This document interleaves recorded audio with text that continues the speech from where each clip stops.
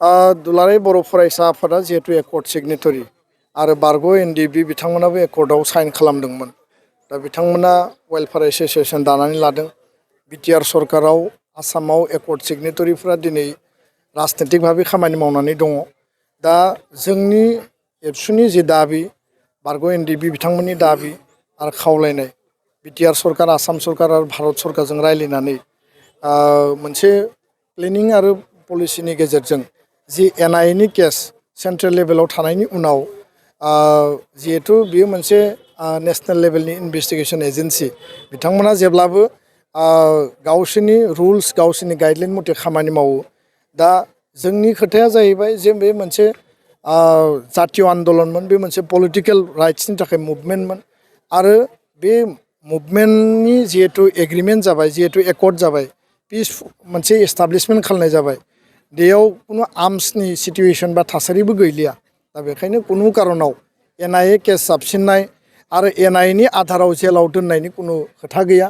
बे बाथ्राखौ जोङो जुक्ति होबोदोंमोन आरो जुक्ति होनाय दाबिनाय बायदियै भारत सरकारा एनआइएनि जेसेबां केस दंमोन माने दिल्लीयाव नेशनेल लेभेलाव बे केसखौ स्टेट गभर्नमेन्टनो समजायनानै होनायनि थाखाय थांखि लादों आरो स्टेटनो हेन्डअभार खालामनाय लोगो लोगो आसाम सरकारा बा आसामनि जि माने हम एन्ड पलिटिकेल डिपार्टमेन्ट दङ बिथांमोना जोंजों सावरायगोन आरो जोंनि दाबिया बेनो जे एनआइएनि केसखौ ड्रप खालामनांगौ, उइथड्र खालामनांगौ आरो एनआइएनि केसनि आधाराव जायफोरा जेलाव दङ बिथांमोनखौ लांदां अख्राङाव लाबोनांगौ। दा बे जोंनि दाबि बायदिनो बे हाबाफारिया सोलिगासिनो दङ।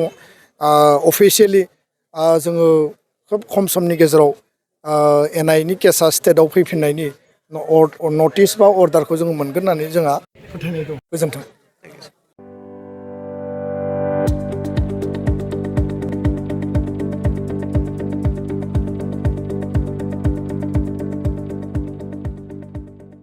गोजोनथाव खौरां, माय सथा स्कुल एबा आंनि फिसा फरायसालिया लानानै फैदों मोनसे गोजोनथाव खौरां।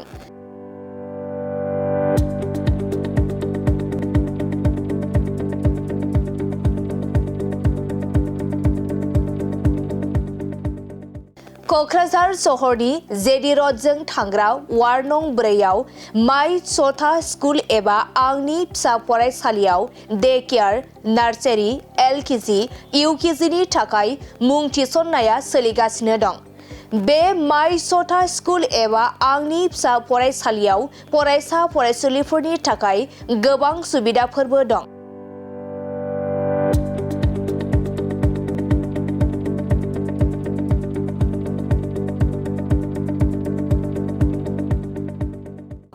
अब्ला नोंथाङा माखौथो नायबाय थाखो?